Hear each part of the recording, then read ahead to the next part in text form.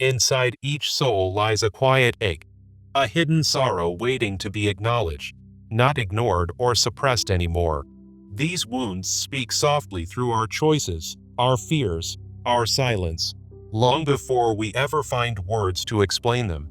Society celebrates success but shames vulnerability, leaving no room for us to honor the truth of being wounded.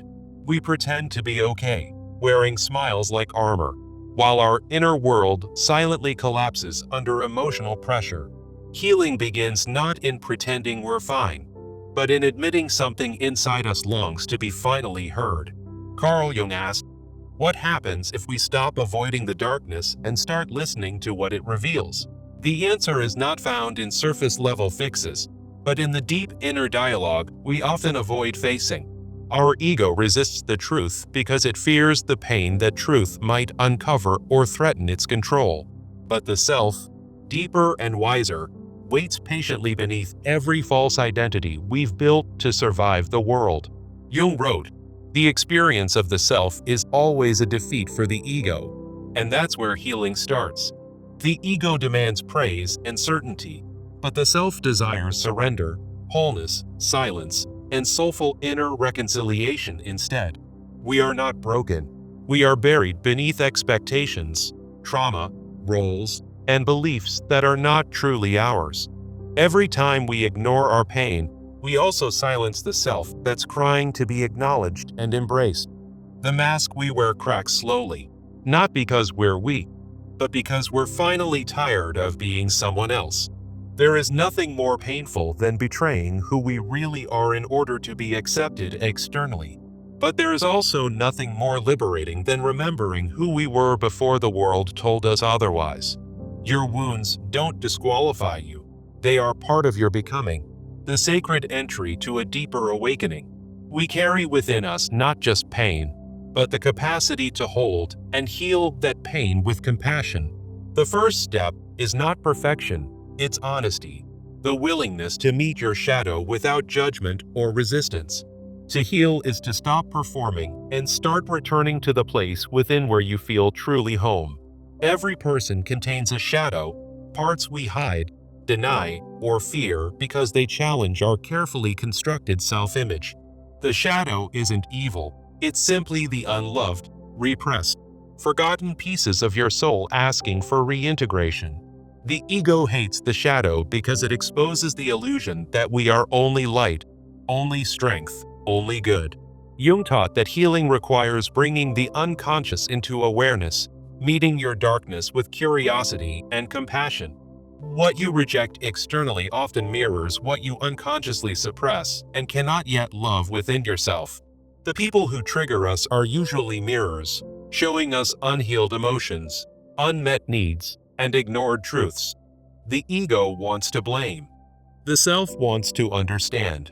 That's the difference between reaction and reflection. Every emotion carries a message. Anger says protect. Grief says release. Shame says reconnect with lost self-worth again. Instead of silencing pain, sit beside it. Instead of escaping feelings, ask them what they need right now. The ego says, fix it fast. The self says, feel it fully. Healing doesn't rush, it unfolds slowly. You are not broken, you're becoming conscious. And consciousness always begins with discomfort, not clarity or control. Every layer you peel back brings you closer to essence, where identity fades and authenticity finally breathes again. What feels like falling apart is sometimes your soul shedding layers that no longer serve your deeper becoming. The ego sees pain as weakness, the self sees pain as a portal to wisdom, depth, and growth. Your shadow contains strength, resilience, tenderness. It is not darkness itself, but the place light has not yet reached. Healing means walking into that darkness with love, not to fight, but to understand, welcome, and integrate what's hidden. Ask yourself, what part of me do I constantly silence because I think it makes me unworthy? That part is your teacher. That part is your path. That part holds the key to your transformation. You will never feel fully alive until you stop rejecting parts of yourself and start embracing them with grace. When the ego loosens, the soul begins to speak, and it speaks in the language of wholeness, not perfection. Sit in stillness long enough, and the truth you feared becomes the doorway to everything you're really seeking. Your triggers are sacred. They reveal what still needs attention, healing, and more compassion within your psyche. Integration doesn't happen through force. It happens when you bring gentle attention to the places you once exiled. You do not become whole by changing yourself. You become whole by loving all the selves you already are. And from that love, a quiet power emerges, one that needs no validation, only presence, breath, and truth. Healing is less about doing more, and more about undoing what was never truly part of your soul. Every time you choose awareness over avoidance, you step closer to the self and farther from the ego's grip. It's not about becoming perfect. It's about becoming conscious. Consciousness brings peace. Even if pain doesn't disappear instantly, the self will never shame you. It will only invite you back again and again until you remember your worth. The path is not straight, and it's never easy, but it always leads inward and always leads you home. The ego clings to old identities because it fears that without them, we will vanish or lose control completely. But in truth, it is through surrender, not striving, that we meet the self buried beneath our defensive layers. You were never meant to be someone else. You were meant to remember the self you forgot while surviving. Suffering intensifies when we fight our own becoming, when we resist what life is trying to evolve within. The self does not emerge through ambition, it rises when the ego falls silent, and stillness becomes the teacher. Ego says, "Be more." Self says, "Be here." Healing begins the moment we choose presence over performance. Sometimes, the most courageous thing is to stop trying and let ourselves simply exist without explanation or improvement. What dies in this process is not you. It's the illusion of you that was never fully alive anyway. Ego tells you to achieve wholeness. The self reminds you, you were never anything less than whole to begin. To experience the self is to allow everything false to collapse so something eternal can gently arise instead. You won't find the self in titles or achievements. It's hidden in ordinary moments, sacred silences, and honest reflection.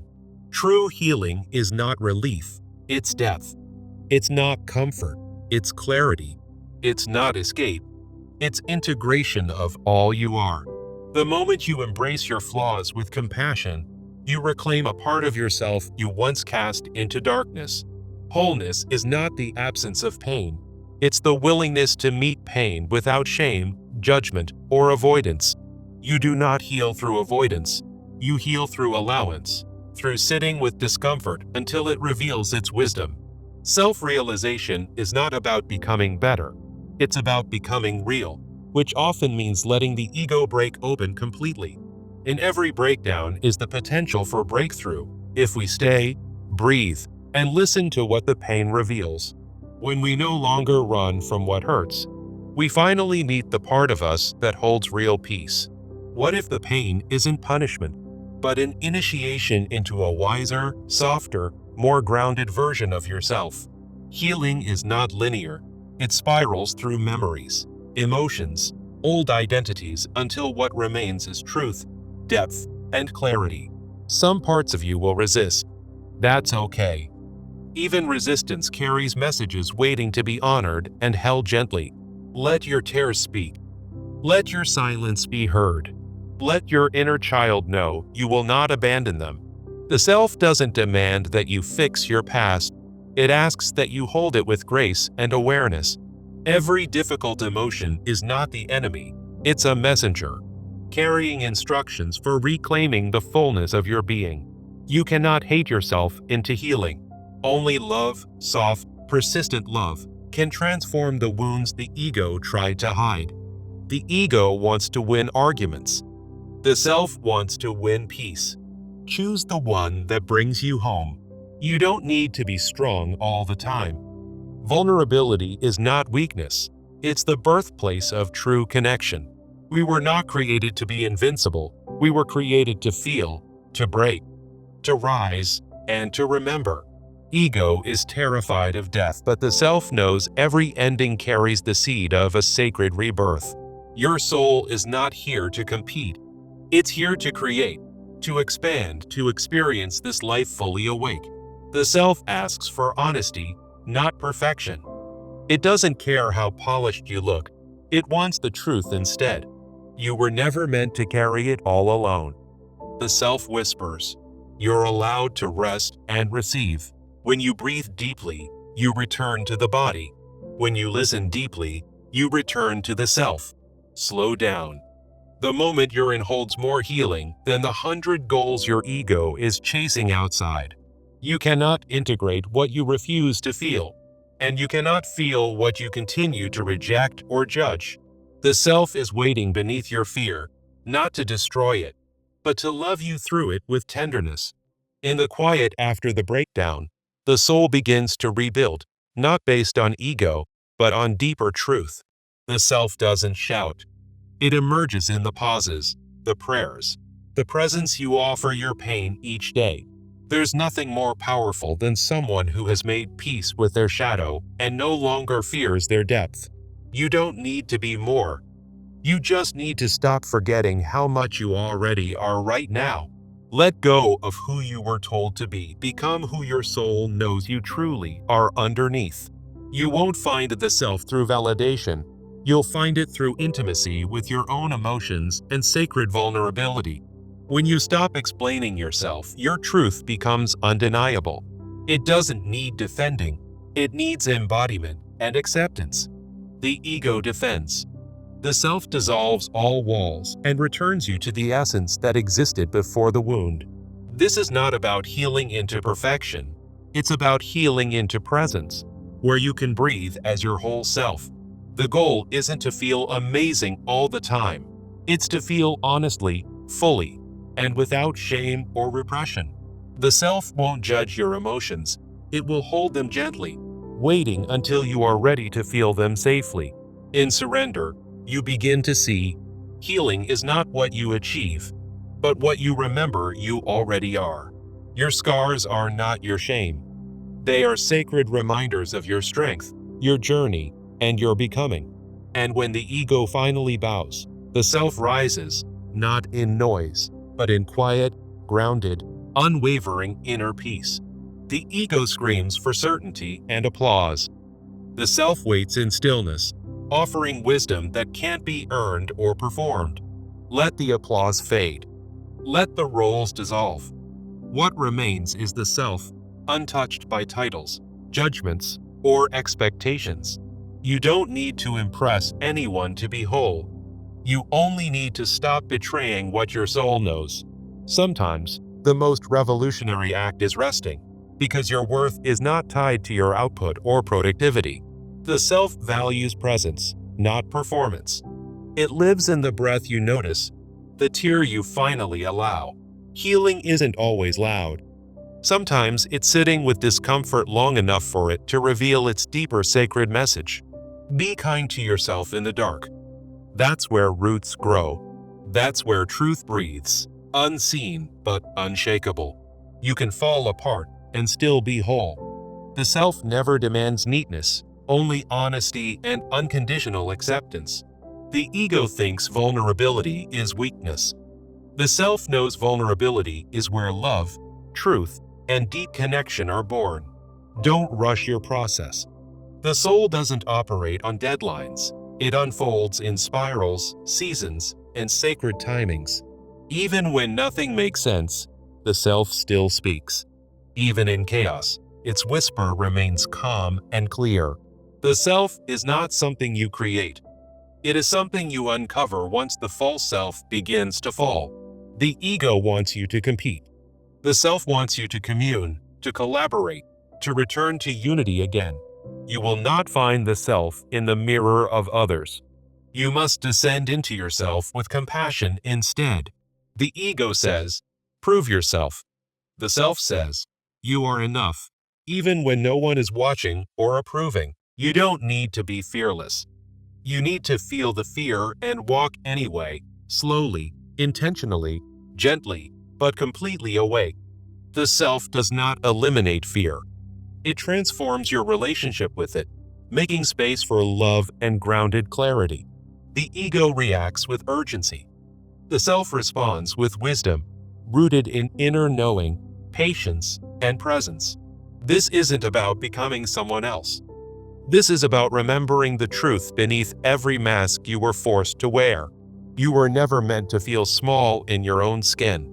Your self is spacious, grounded, and fully alive. Let grief do its sacred work. It's not a detour from healing, it is the very door into transformation. Every tear that falls with truth waters the seeds of your return to yourself.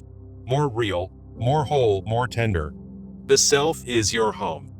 Every time you return, it welcomes you, no matter how long you've been gone. Wholeness doesn't mean nothing hurts. It means nothing is denied. Not the fear, the rage, the ache, or the longing. Healing doesn't demand that you forget. It invites you to feel it fully, then forgive, release, and finally transform. You don't need permission to heal. You only need the willingness to begin, even if you don't feel ready.